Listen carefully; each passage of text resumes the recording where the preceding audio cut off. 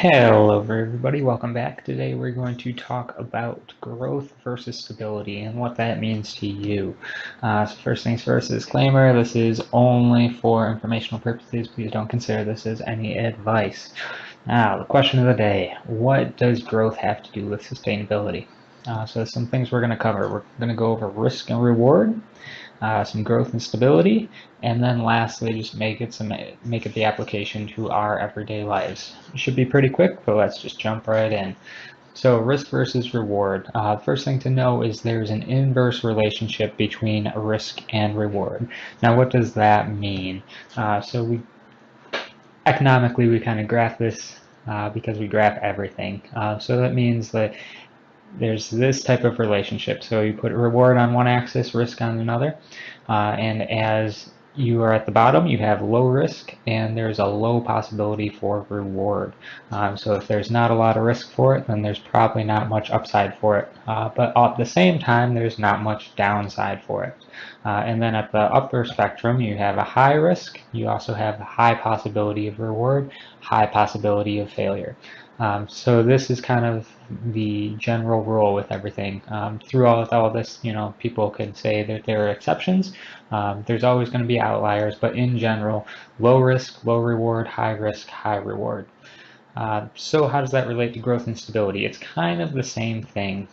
So growth is inherently volatile. If you have a company that is growing a lot, there is a lot of risk to that. If you have a store and you're opening up another store, there is a good possibility that that new store will not do the same that your current store is doing. And it could go bankrupt, or it could do the same that your current store does, and you could double your money. So there's just inherently in growth, there's a lot of volatility, a lot of unknowns, and a lot of risk associated with it.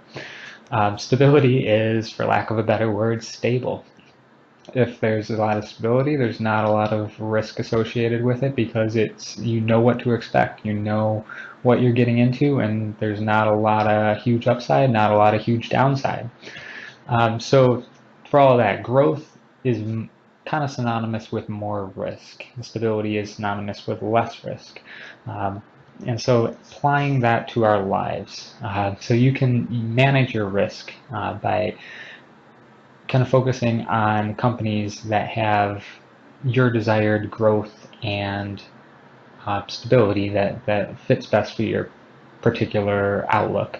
Everybody is willing to accept different amounts of risk, so it's really all up to the individual. And so the last thing, here's some videos to consider. Hopefully this helps to kind of very basic principle, pretty simple. Hopefully you guys understand it better. Just know higher the risk, higher the reward, but also higher the downside potential. So hopefully that helps. Thanks, guys.